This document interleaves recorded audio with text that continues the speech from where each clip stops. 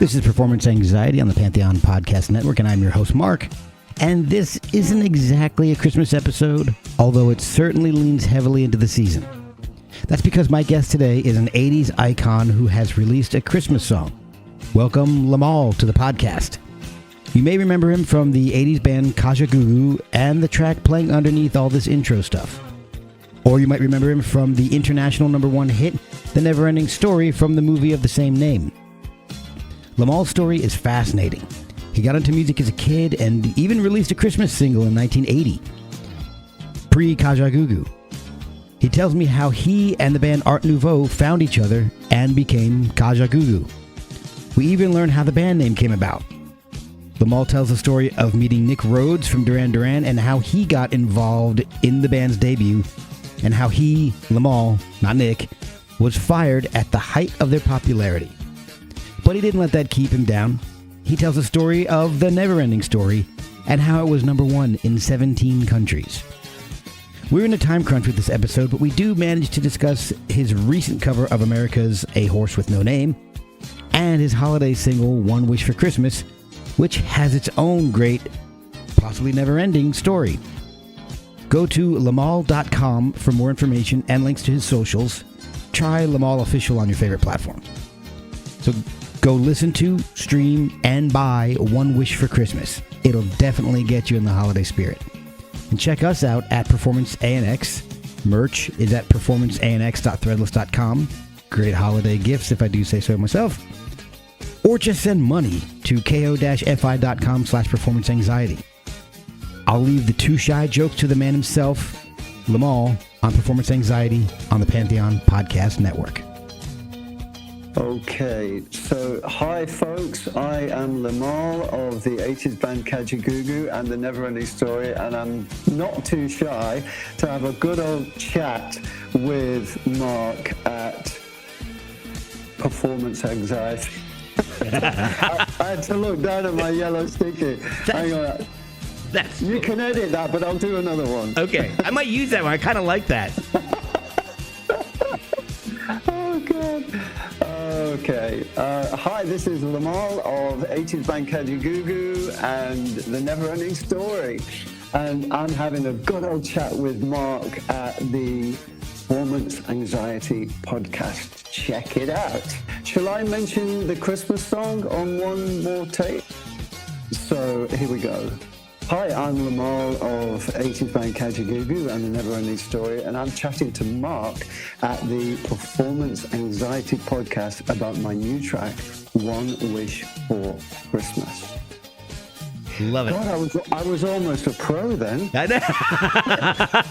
50 years, you make it. I got faith in you. I got faith in you.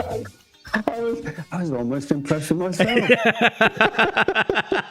And I wasn't reading a script. See? Improv. Maybe you've got into a new career in improv. Thank you so much for doing this. This is really exciting. I'm really thrilled to have you on the podcast. No problem. No,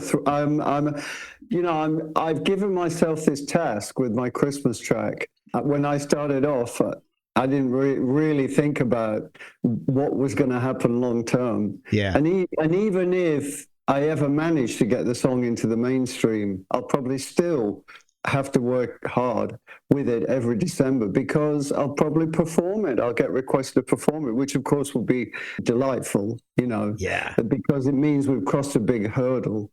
But at the moment, I'm into my 5th year with the track, and I have to keep nudging it. And hopefully one day it'll just fall onto the right ears and maybe, land on a project that just gives it the exposure it needs. Because if you're up against, as an independent releasing artist, if you're up against the 4 conglomerates, the Sony, the Warner, the BMG, the Universal, yeah, very, very hard because they've got the budgets and they've got the clout. Yeah. And they get a lot of bad publicity, but I'm going to buck that a little bit because I did a project recently that they were super helpful with. Sony and Universal particularly were incredibly helpful with, and I know they're not always that way. I'm not gonna pretend to be naive and like, oh, they're amazing, but I did a Spinal Tap covers album, and it wasn't me doing. I'm not a musician at all. That's why I'm on this side of the conversation. But it was previous podcast guests, and they all did Spinal Tap covers for charity. And we released the album I think it's in September, and we had to get permission from Sony and Universal to do the whole thing. And they didn't give us exactly what we wanted, but they did give us something, and that was almost more than I expected. So they allowed us to offer it for sale. They did not take any royalties off of any of the proceeds. All the proceeds are going to Teen Cancer America to help young adults suffering from cancer.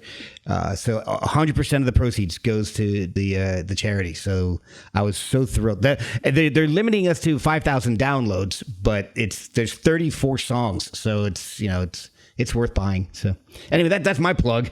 So great talking to you, Limahl. Been wonderful. No, I've done my plug. You've done your plug. Yeah, I'll see you later.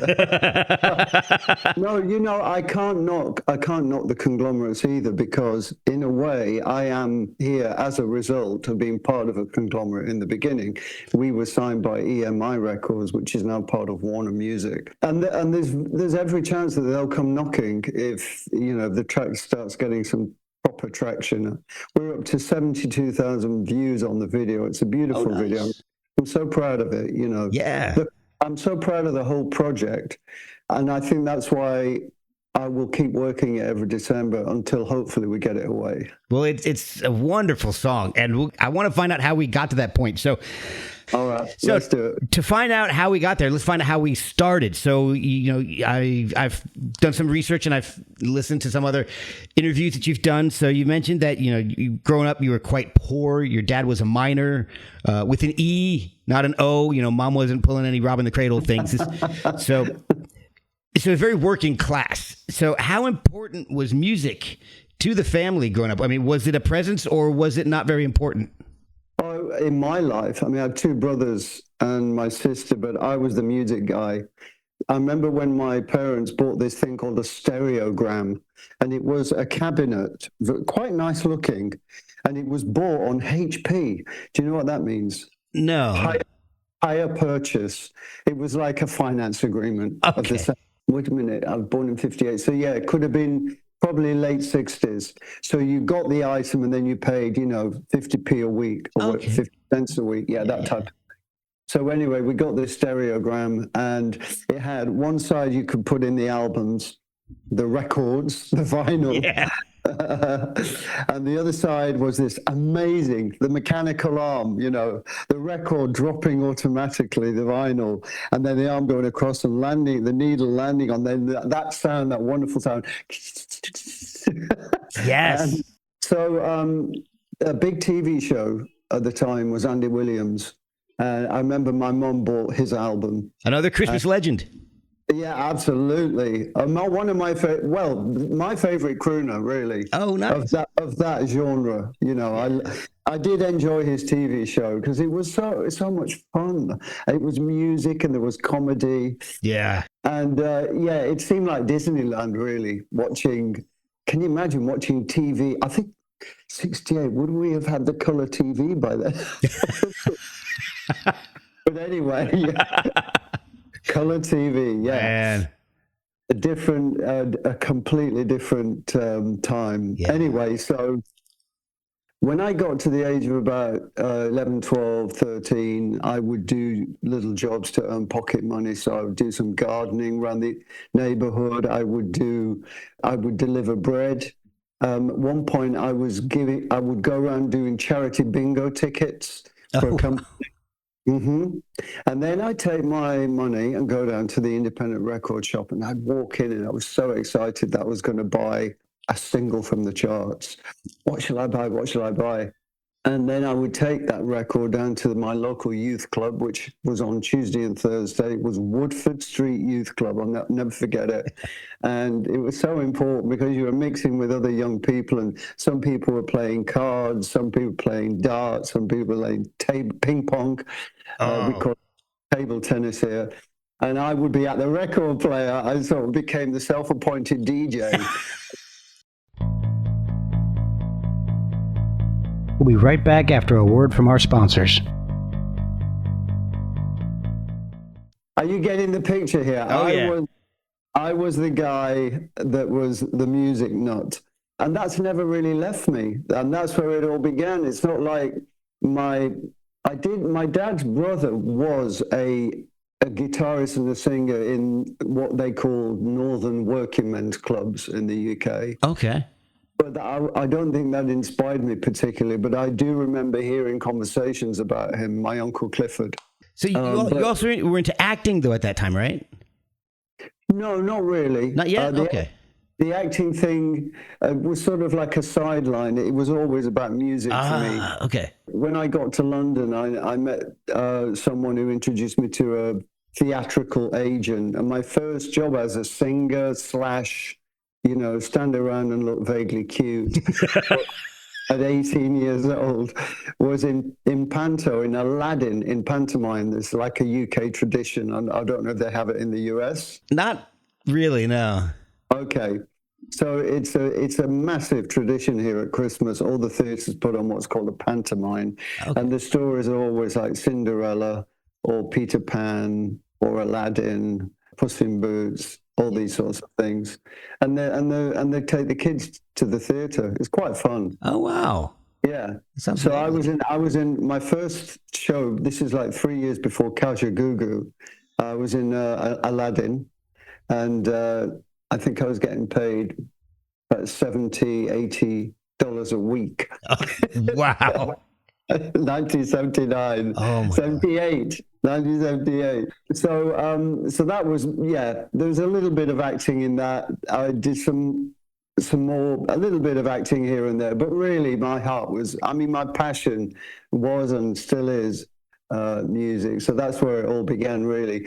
Just the idea that, there was this fascination of just putting the arm on this vinyl, and this song came out. Another important thing happened. My mother's best friend was Irene, and we actually called her Auntie Irene, even though she was actually technically our auntie. And she was throwing out an old record player, portable, about this big. Oh, okay, yeah. Yeah, but powered, you had to plug it in. Yeah. And six singles. And she gave it to me because she knew I was mad about music. So one of the records was Move Over Darling by Doris Day. Okay, yeah. Yeah. Some other like British hits. I can't remember all the records, but again, that was an important thing because having two brothers is a little bit competitive, and this was mine. She gave it to me. Get away from my record player. Oh, that's awesome. Yeah. So you were active early on. I mean, I was looking up, and you did release a Christmas single early on. It's Christmas. Neon lights were shining, but today the day's been bright. 'Cause you just said you love me, now I'm flying like a kite. It's Christmas, it's time to have some fun. So get out, be merry, we've only just begun. So when you see the... And you also released your single Angel. So was the initial attempt to be a solo artist? Let me just turn my phone off. It's pinging. Yeah. See, somebody heard that and they're like, oh. There we go. It's gone. So before Kajagoogoo, I was introduced to a guy that ran an independent record label, and they released 2 singles for me. There were only 500 copies printed. Oh, wow. And when I leave this planet, if you have a copy of either of those, it could be worth something. I heard the other day a radio presenter said, if you got this vinyl single of this Elvis track, it's worth £350, $400 US. So that track you're mentioning there, the 2 tracks there. So it was It's Christmas, which was a charity Christmas single.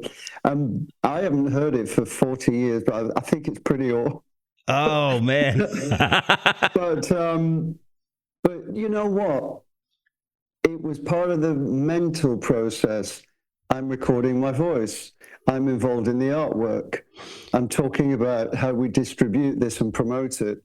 You know what I'm saying? Yeah, so, and I think it's kind of cute that I was doing this stuff at 18. I think it's amazing.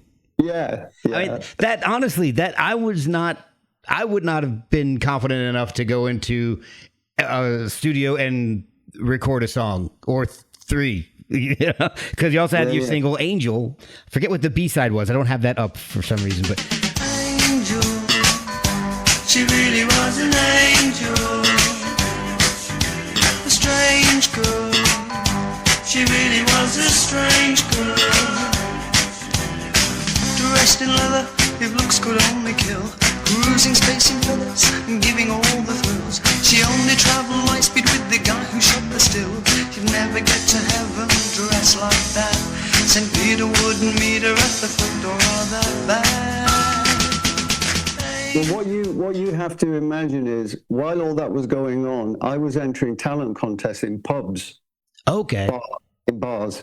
And the pubs would do this. They would advertise in a trade newspaper called The Stage. And, of course, they'd get lots of out-of-work actors, dancers, singers, whatever. Yeah. And generally, people who want to perform. And they, of course, for the venues, this was great because if they had 6 acts and the 6 acts all brought their friends, it's almost like free entertainment and everybody's buying drinks at the bar, you see. Yeah. Is it kind of like an open mic night? Like an open mic night. Okay. So a win-win really for them. Yeah. And of course, for me, it was experience. I actually won a couple of those contests. Oh, cool. I may have got 50 quid prize or something. The point was, I was getting up on stage, I was working with musicians, I was trying my voice, I was practicing, as it were. So all of these things were leading up to Kajagoogoo. So how did you meet up with... Sorry. Oh, yeah. Sorry, Mark. The overnight success of Kajagoogoo. Exactly. Came from out of nowhere. So how did you meet up with those guys? Was it like an audition process? Because I think they were an existing band at the time, Art Nouveau, right? Yeah. So I'd been in a couple of bands, and then I thought I'm going to start my own band because I had such fixed ideas. Okay. And I spent a weekend. I put an advert in Melody Maker, which was another big music newspaper, weekly. Yeah. With a big circulation back then, and mainly black and white. And it's one of those, you read it and you have ink all over your hand. The things we did. Yeah. It had a very big advertising section at the back called classified ads. Okay. And there was always, there was drummers looking for bands and bands looking for guitarists and guitarists looking for work and sax player, whatever it was. Right. So I put in I can't remember which column. I wish I'd kept the advert because it would really be just funny to look back at it. Yeah. But I put an ad in and I said, looking to form my own band, have good image, blah, blah, blah. I put my musical taste, and then at the end I put no Des O'Connor fans. This was a guy on TV who was a bit schmaltzy. Okay. And I actually, he's passed now. I never met him, but if I had met him, I would have apologized because actually, he's as valid as anybody. He was a very successful TV career. Right. Had some hit records, but anyway. But that's just not the direction you wanted to go. No. So I got a call from the bass player, Nick, and he said, I've seen your advert.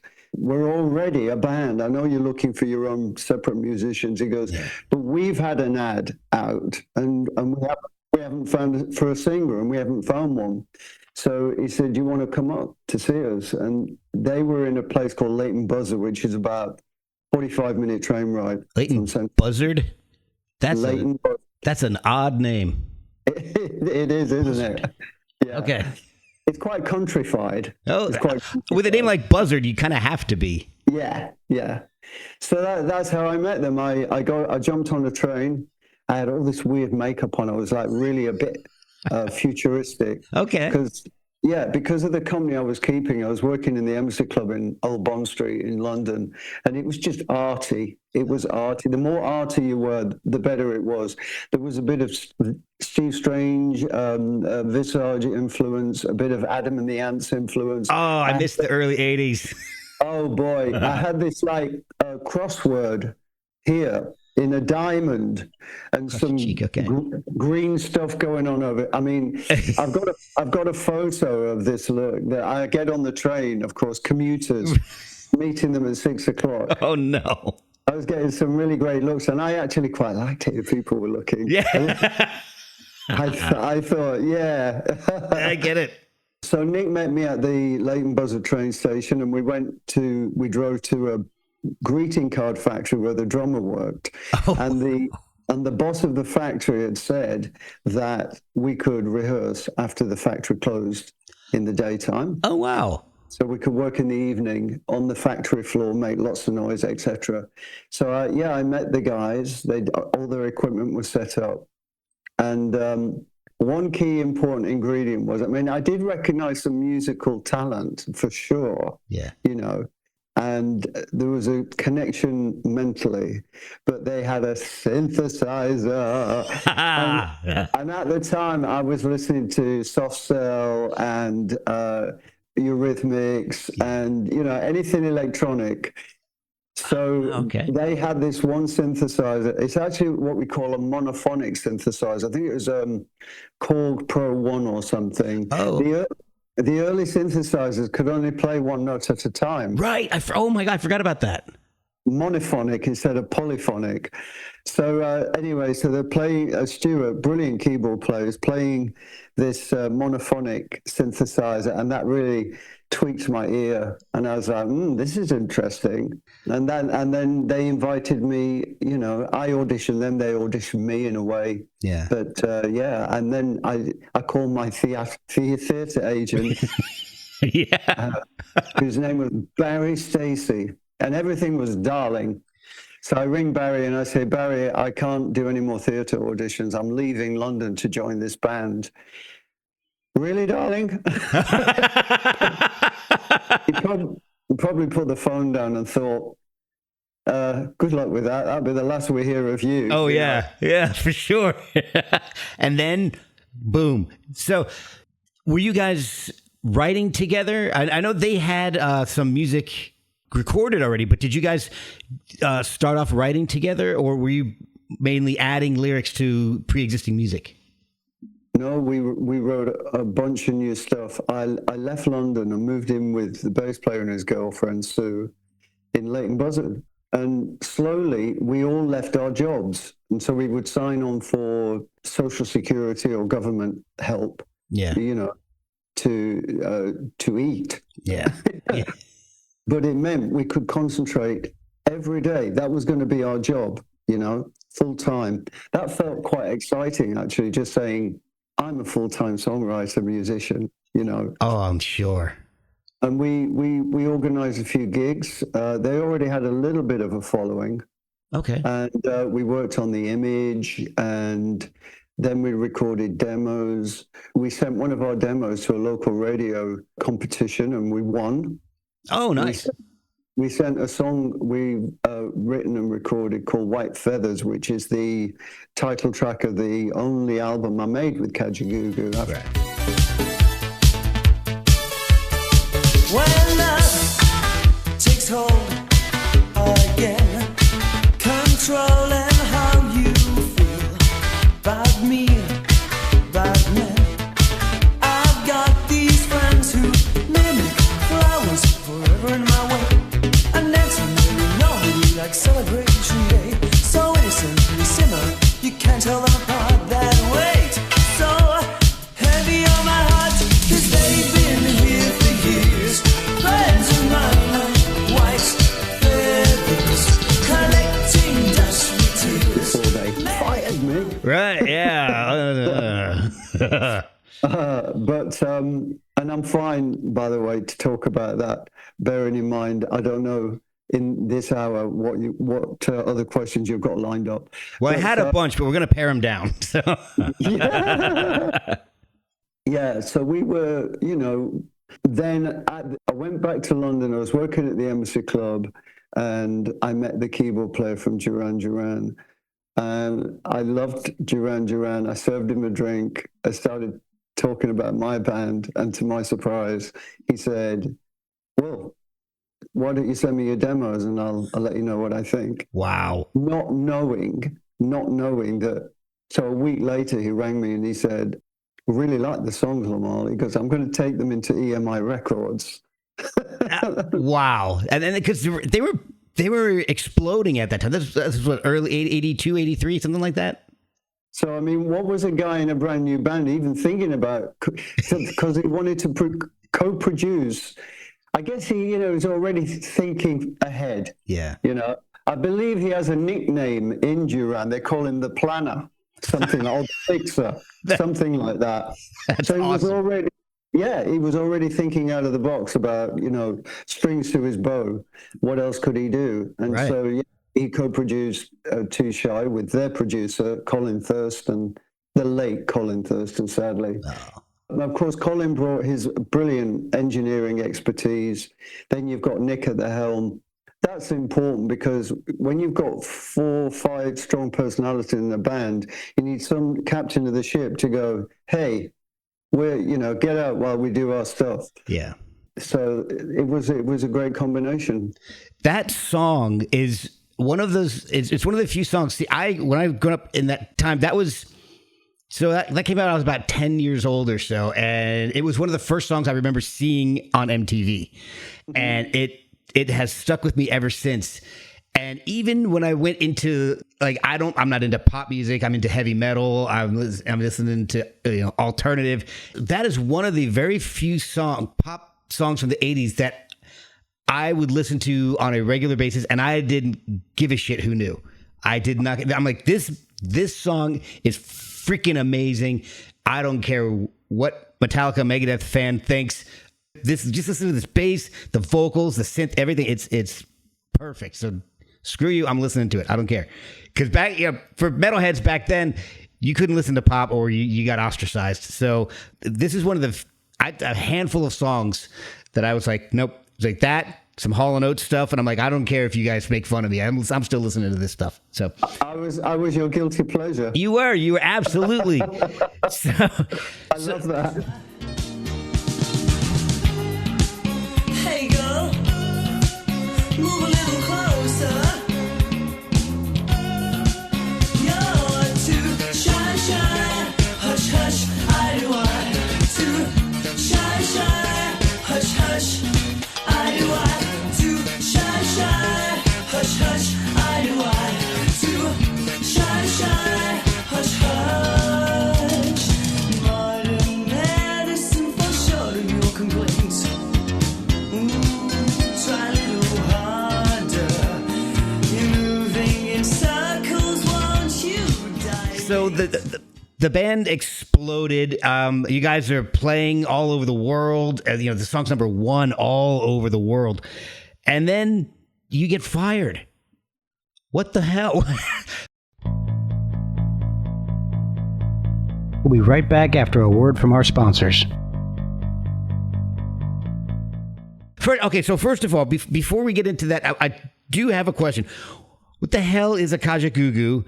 And did you change your name and the band name around the same time period? Was it kind of a thing going on? So I was living with a bass player and his girlfriend for about a year. We're writing the songs, recording the demos, doing a few gigs. And another band came on the scene. They were on British TV, had a chart hit on the TV show Top of the Pops, big show here. Yeah.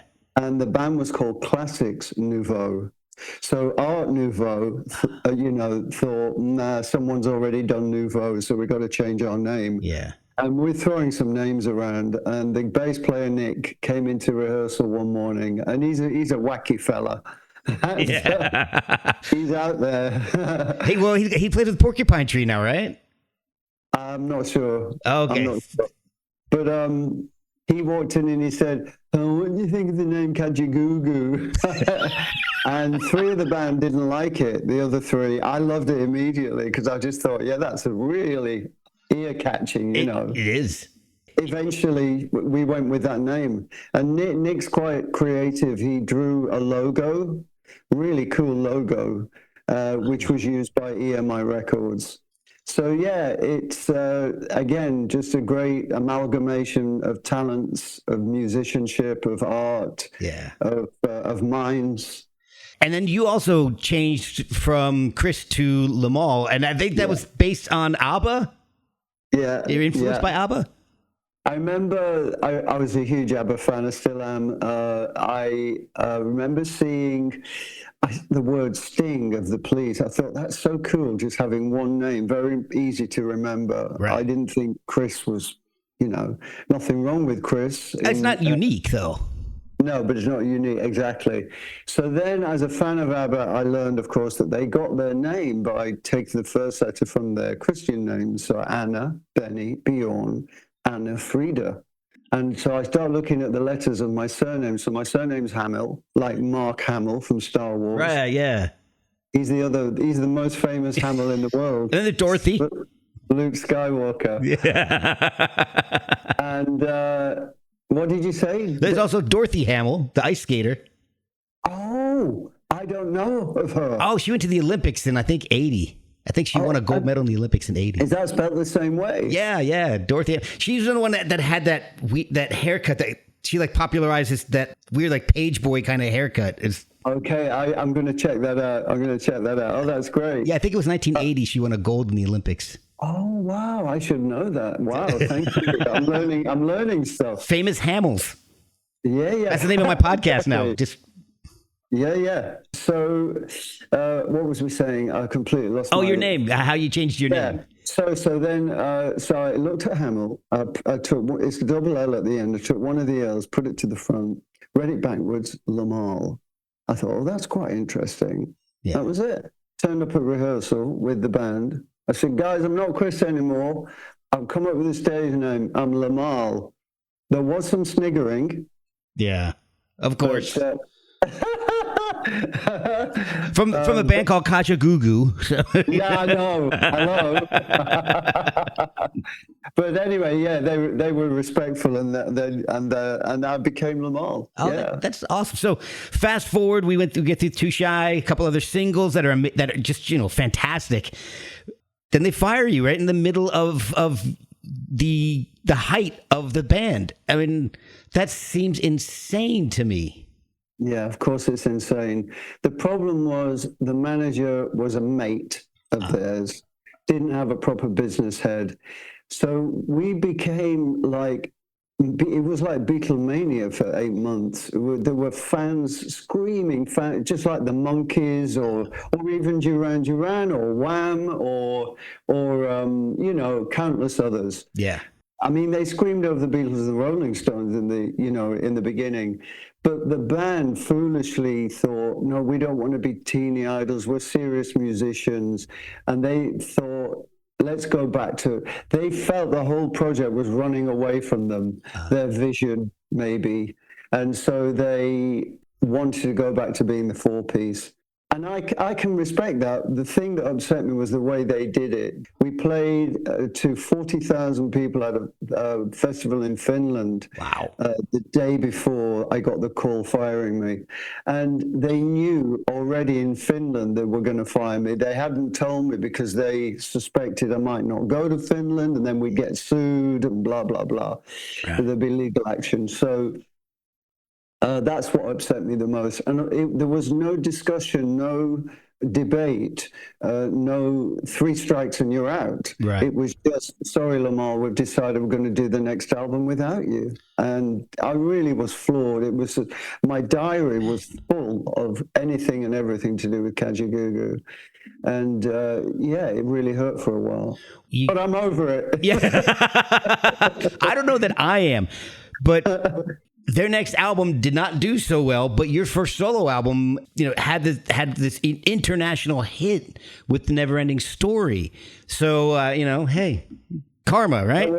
Well, it's a bit like, if you get dumped by your lover and you want your lover that dumped you to see you with your next partner, and you're walking down the street and going, nah, nah, nah, nah, nah. And that's what Neverending Story did for me. Yeah, exactly. And I mean, it's on the soundtrack. It's on your first solo album. It's a huge hit. And that was written by Giorgio Moroder, right? How did that come about? So EMI Records suggested that I go to the Tokyo Music Festival in Japan. It's a huge event, an annual thing, to promote my first solo single called Only for Love. And this is Charlie as she moves in close. When she moves that move, there's no suppose. You find your heart when you're apart. But when you give your heart, it's only for love. Only for love. Of course, I said yes. While I was there, I met Giorgio Moroder. He was there at the festival. Got back to the UK about 6 weeks later. His office called my manager and said, "We'd like to try Limahl's voice on this movie soundtrack." I said, yes, of course. Getting a call to work with Giorgio Moroder is a bit like an actor getting a call from Steven Spielberg. Right. You don't hesitate. Whatever you want. Yes, I'm in. It is funny because your podcast is called Performance Anxiety. And I think what's ironic is the night before I went to record, to try my voice, I was trying my voice on this. I was 23. I was out night clubbing, smoking cigarettes, drinking alcohol. I almost missed the flight. I arrived in Munich. Giorgio's studio was in Munich. And because he's Italian and he lived in a very small town, the nearest big city was Munich, and that's where he had his studio in Musicland, and that's also where he met Donna Summer, who was touring Germany in this stage musical Hair. You see? Okay. Yeah, so he'd done all those amazing early Donna Summer records, I Feel Love, etc. So I get to Germany and Munich, and I can't sing a note. I've had about 3.5 hours sleep. Oh no! And it's quite high, the song, and the thing is high all the time. It's turn around, see, it's all up there, in an opera or something, the tenor or the soprano would go to the high note for effect occasionally. Yeah. So, but I couldn't argue the song was the song, and I was trying my voice on it. So thank God for the theatre training and the fact that I was 23 and you recover quicker from a hangover. Yeah, for sure. So Giorgio was very cool. He goes, "Hey, Liz," it's a lovely Italian accent. "Hey, Lim," he called me Lim. "Don't worry, we have a little wine and some food. We chill out and we try again later." So is that Russian? Well, Russian would be no, you're done. Yeah, exactly. Yeah. So that's what happened. We just chilled out, had something to eat, and then we really started nailing the vocal about 8 o'clock. And for me, singing was a thing you do in the evening anyway. All the theatre stuff I did, touring in Joseph in the Amazing Technicolor Dreamcoat, and also in Godspell. I was in the musical Godspell. Shows were in the evening, apart from the 2 matinees, which most actors and performers don't like doing anyway. Plus, when you're playing with Kajagoogoo, your concerts are in the evening, so it just rolled right over into that. So exactly, yeah. So I think my whole mindset, my body set was about singing in the evening. And anyway, so we sort of nailed it 8, 9, 10 o'clock. Flew back to London. I had what we call a desk mix, so a rough mix from the huge mixing desk they had back then, 40 channels. And now you can do it all on the laptop. It's phenomenal. But I came back with a cassette, and I put it in my ghetto blaster, and I listened to it. I haven't heard that term in a long time. Wow. And I thought, okay, interesting, but it didn't jump out at me as going to be number one in 17 countries. Right. I'll be perfectly honest. But my ears are good. My ears are quite good, but it was a rough mix and it was early. But I mean, we're calling performance anxiety this podcast, so you should know that EMI Records did not want to sign the track. And I was in the office of my manager in Chelsea, Billy Gaff, a feisty Irish guy who'd worked with Rod Stewart through some of his biggest hits, including Maggie May. And Billy was on the phone to the manager, the CEO of EMI Records then, a guy called Peter Jameson, and he was going, "Don't you fucking tell me this is not a hit. This is a fucking goddamn hit if ever there was." Fucking goddamn. And he's swearing, and he's losing his temper because That's amazing. Yeah. And he said, "I will fucking fly you to Germany. I will buy your fucking first class ticket. And you will tell me you don't like this song after you see the film." Look at what you see in her face, the mirror of your dream. Make believe I'm everywhere, hidden in the light. Written on the pages is the answer to a never-ending story.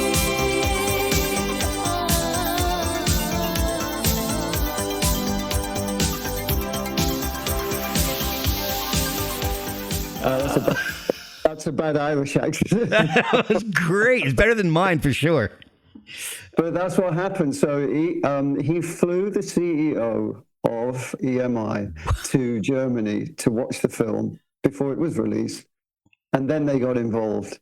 So I mean, we all, there's so many stories like this in the creative industries, as I'm sure you know, 8 literary agents turning down, or several literary agents turning down Harry Potter, or record companies turning down the Beatles. I mean, there's just an endless list. In fact, someone should write a book. Yeah, exactly. The people who blew it, or whatever, whatever you want to call it. Yeah. So, all right. So after Kajagoogoo, you released 3 wonderful solo albums, and I've got a question because each one of those sounds very different from each other, which I think is amazing. It's not easy to do that. But there's one song in particular that really kind of stuck out to me because I was curious if you were intentionally trying to distance yourself from Kajagoogoo at that point, sound-wise. But there is a song that, to me, that kind of is almost like a callback to Too Shy in Too Much Trouble.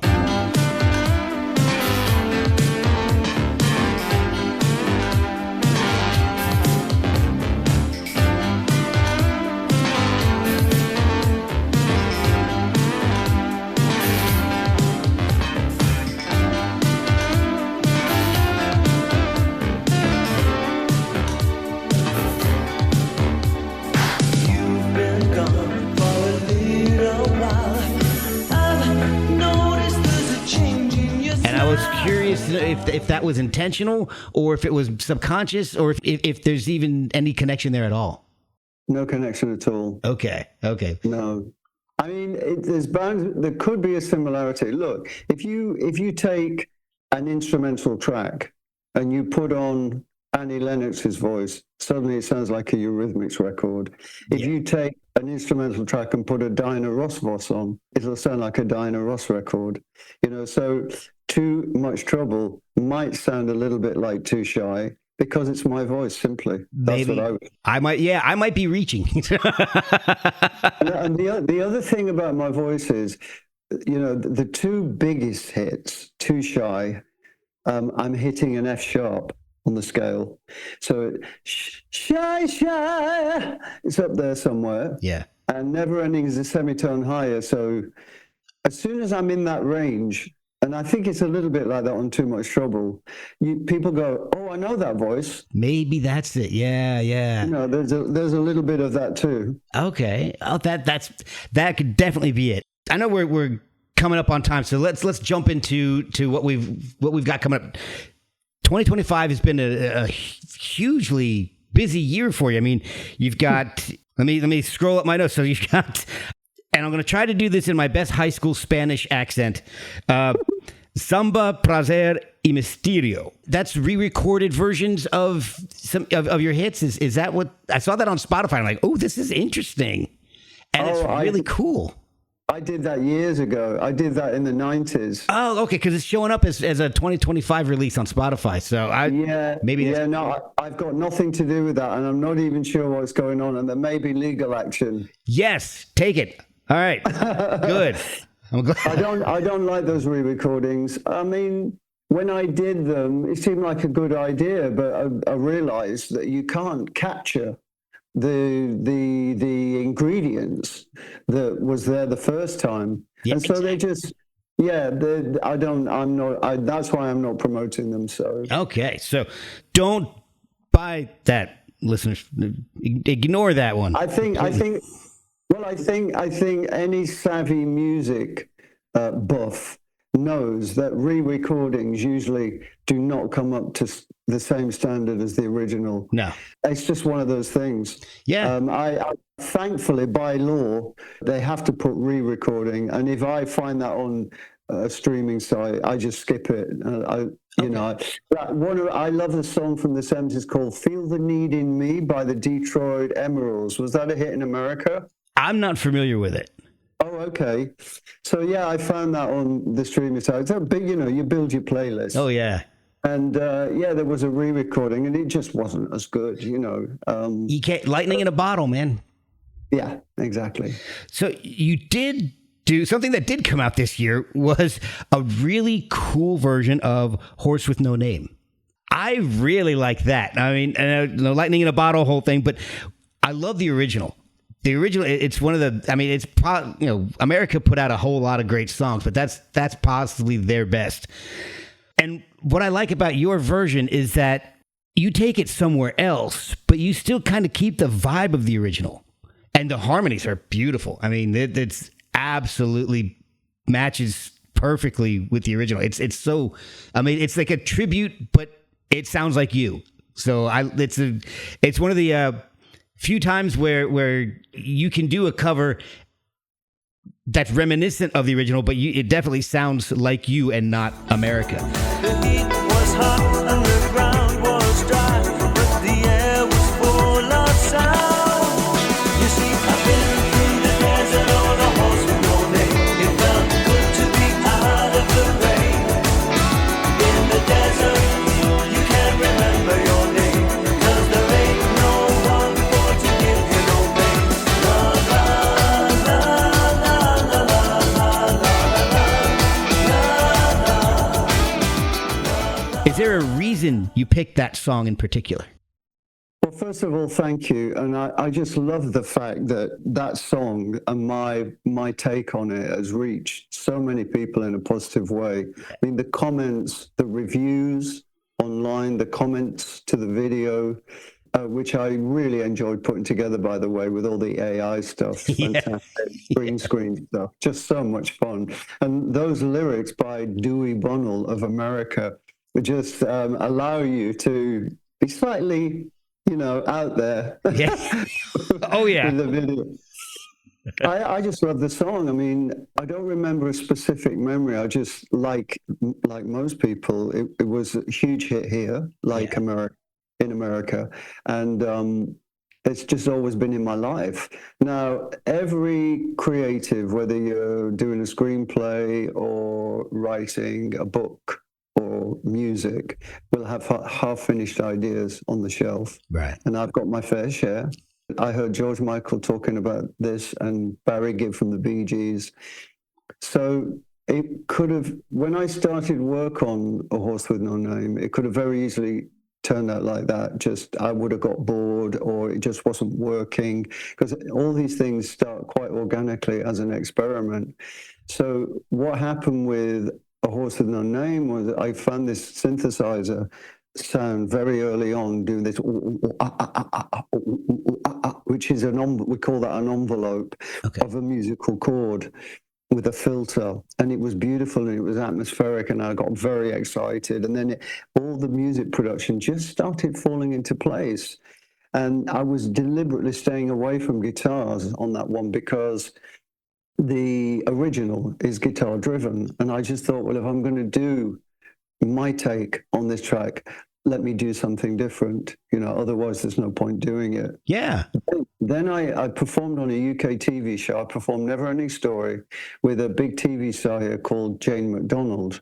Okay. And I did it live. We did it live, and I had to rehearse with her band. And I met her keyboard player, Steve, and we got on quite well. He was based in Birmingham. I'm near London. Okay. So we're chatting, and I said, look, I'm going to send you files for this track.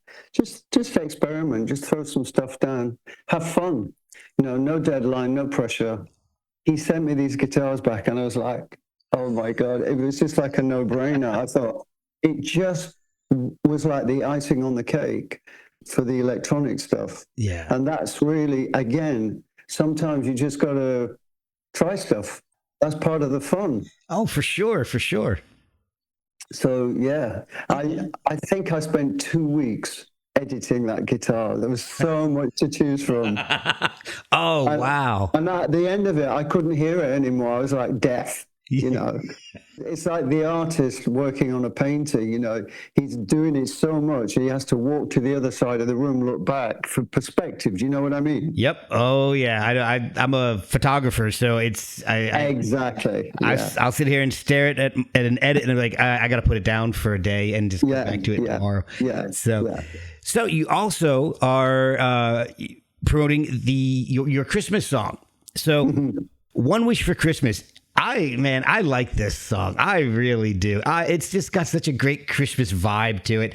And it's not, I've heard a bunch, and I hate to say this because they're one of my favorite bands, but some bands will make it their own Christmas song. Like Smashing Pumpkins did one. They wrote their own for a Christmas album that came out in the 90s. Other bands did a lot of covers. They wrote their own. And it's got a Christmas feel to it, but there's just something not quite there that it doesn't, it's got the bells and all to make it sound like it's a Christmas song, but there's just something intangible that's not there. But what I like about yours is it's an original Christmas song, and it's got that Christmas feel. It makes me feel like it's Christmas. And the lyrics are amazing. They're just so beautiful. Memories into souvenirs. That is one of the best lines I've heard in a Christmas song. So, well, I'm glad you mentioned that, because me and the co-writer John Nichol, we did a high five when we came up with that line.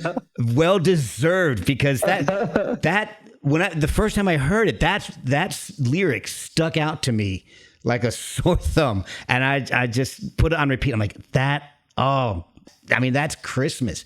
You nailed it. I don't know how nobody wrote that line beforehand, because that is Christmas. That's what it's all about. That's what I don't want to say that's what it's all about, but that's what happens, which maybe is what makes this song so great.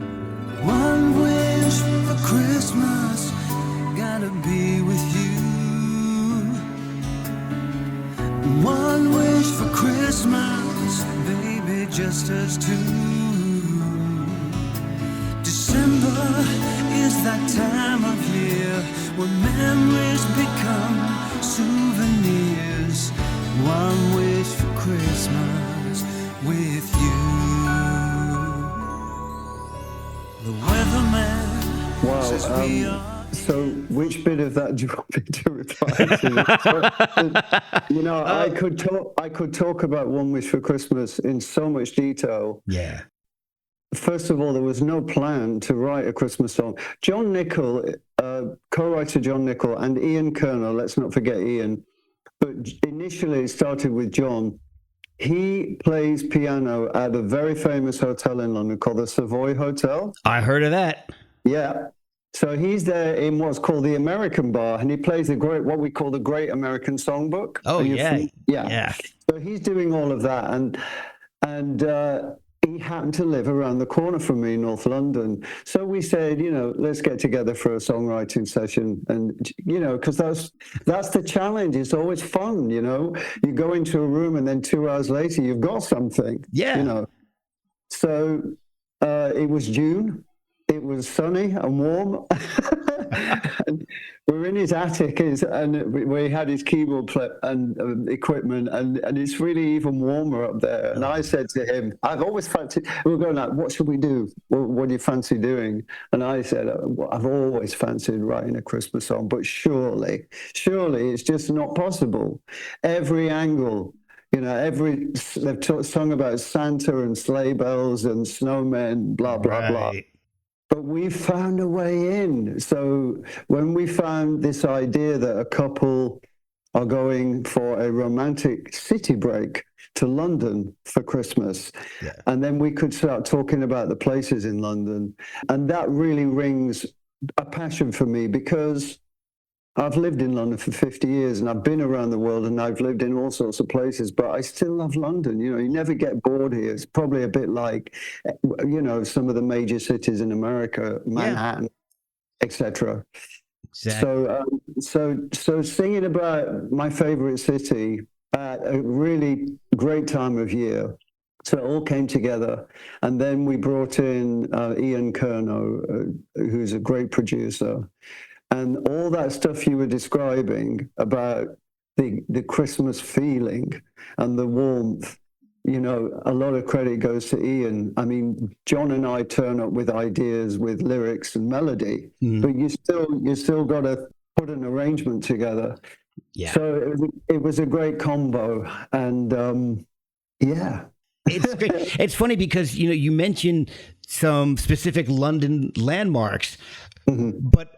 And I've never been to London, but it makes me think of taking my wife and going into Washington D.C., which is close to where I'm at. So, you know, it makes me think, oh, instead of this, we'd be going here, we're going there. So it doesn't, you know, isolate anything. It brings up memories, which is, you know, the point of the song.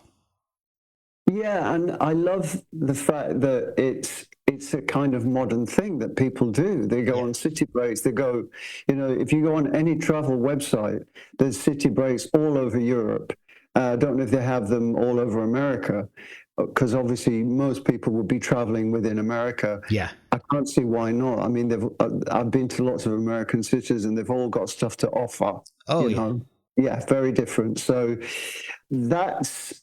It's a weird combination. There's an old school feel about the song and the production, but in a modern context. So I know we're coming up on time here, so let's talk about how to get the song. How do people find it? How do they follow you to find out what you're up to coming up in 2026?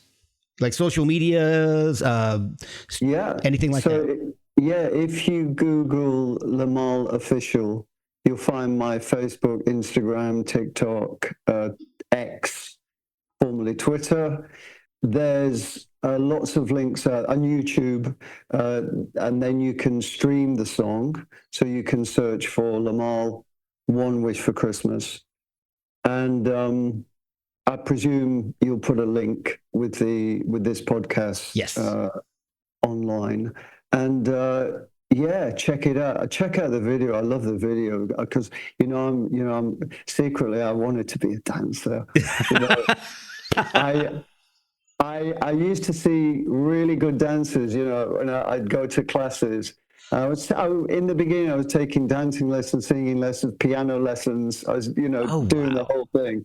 And I had such great respect for dancers. I mean, you see, especially contemporary dance, there's a show in London at the moment. I think it came from Broadway called MJ, as in Michael Jackson. Okay, yeah. And it's a really amazing show. But can you imagine what the choreography is like in that? I cannot, but it sounds amazing. That would be something I would want to see. I don't go to see a whole lot of shows, but that was one that would be amazing. It is amazing because it's his life story, and there's lots of flashbacks. It's based around him rehearsing for a mid-90s tour, but there's flashbacks, anyway. Yeah, so I put the dancing in the music video of my Christmas track on purpose because I'm such a fan of dance. And actually, I just went. I've lived in London for 50 years, and I've never been to the Royal Opera House to see the ballet. Oh. So last week, I went with some friends to see the Nutcracker. Oh. Which I've never seen. I know of it, and then in the interval, I'm there on ChatGPT saying, when was Nutcracker written and who wrote it and why and blah, blah, blah. So, written by Tchaikovsky, Russian, 1861, based on an earlier story from 1816, something like that. Oh, I didn't know that. Yes. Oh. Yeah, absolutely. Oh, my word. Oh, the ballet dancers. Just the discipline. Oh, the discipline. Yeah, it's been so long since I've seen a ballet, but I know I've got some friends in the National Symphony Orchestra, so I may have to go see what they've got cooking up this holiday season. I know they're doing Handel's Messiah that my wife and I are going to go to soon, so maybe we'll see what else they got going. But I mean, it's great to mix things up in life, isn't it? I mean, you don't have to be a ballet fan to go to the ballet. You don't have to be an opera fan to go to the opera. I've been to the opera and, I've found it very moving. Yeah. But, I love that line in The Lady is a Tramp. What does he go? I go to opera and stay wide awake. which is so rude. I know. It's so dismissive, really. I mean, it's like, come terrible. on. My first singing teacher, Valerie, was an opera singer. She was a soprano. She was amazing. Oh my gosh. My grandfather was a huge opera fan, and we would go we would go visit, and he would be building these remote controlled airplanes, these enormous, like quarter scale things. They're enormous. And he'd be blasting opera. Like I would be blasting, Megadeth. He'd be blasting opera. And so I've always had a great connection with opera because it reminds me of my grandfather. So there you go. And it can be, I've seen it in movies. They use opera in a powerful scene, and it can be amazing, so uplifting. Oh yeah. So there's a place for everything, and isn't that the rich tapestry of life? It's just brilliant. It is. Just to appreciate the artistry in each of these disciplines, you don't have to love it, but you can appreciate the work and the art in it. And we need this. I mean, every scientist, every person working in a laboratory, every person working in hospitals or schools, they need their downtime. They need their fun time. Amen. And, so I'm proud of the fact that I'm giving something back to them. That's how I look at it. I'm working in an art form that gives people pleasure. And of course, I'm loving what I do still. Yeah. And we need people like you who do that because, I've got a day job and I do this. And everybody needs something to take them away from their jobs, the stresses of everything. And that's what an amazing Christmas song can do in this time of year. It can make you forget about all the stresses that this time of year can bring. I think some of the Christmas songs, and by the way, my absolute favorite is Luther Vandross's version of Have Yourself a Merry Little Christmas. Oh, wow. Because I can't believe that he managed to put an R&B slant on this beautiful oldly worldly, and his vocal is, as you'd expect from Luther, phenomenal. It is unbelievable. Oh man, that's awesome. I don't remember that. I'll have to look that one up. I may, and when I hear it, it might be, that one, but I'll have to check it out for sure. What? Have Yourself a Merry Little Christmas? You're not familiar with it? The Luther Vandross version. Okay, yeah. So, and we talked about Neverending Story, a record company struggles. Apparently, Have Yourself a Merry Little Christmas, which was introduced to the world in a Judy Garland black and white 1940s film, almost didn't get it into the movie because some of the corporates in suits were like, not sure about this. Really? Yes. Can you imagine? It's a classic. I know. My gosh. Yeah, we need to do. Maybe you should come back on when you have more time, and we can just do people who almost screwed up. Yeah, big artistic screw ups, or people who missed the boat. I don't know, whatever we call it. Maybe we should figure out how to do that. But it's difficult because I think Harold Arlen, the writer of Somewhere Over the Rainbow, he wrote a book about the journey of that song. Oh. I don't know if it's in publication. I wonder if it's online. I'd love to read it. I must read it because I imagine it wasn't easy, and that's why he wrote the book. Oh yeah. You know. Wow. I'm gonna have to look into that. Maybe I'll be doing a book about One Wish for Christmas at some point. Oh, there you go. Another stream of artistic endeavors for you. Oh, I tell you, it would be fun. It would be fun, especially the Sony Music section. Who turned it? Man, maybe, you know what? Maybe I think a book might be in order for you. Sony Music Publishing.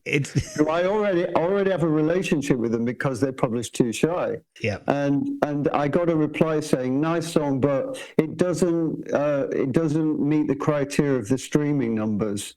So I replied, hang on a minute. I thought the idea was that I, the creator, bring something good to you. You get behind it, promote it, a win-win. Yeah. Yeah. The accountants are running the music business, I think. Yeah. You get computer geeks.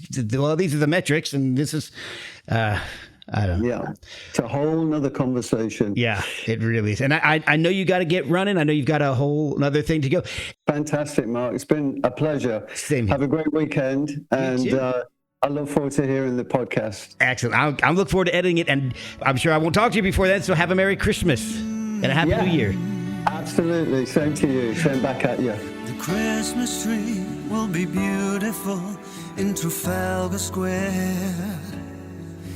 We'll do Selfridges for shopping, then cocktails in Mayfair. And you'll be looking pretty through my camera lens as we hear the chimes of Big Ben from our boat trip on the Thames. One wish for Christmas, gotta be with you. One wish for Christmas, baby, just us two. December is that time of year when memories become souvenirs. One wish for Christmas with you.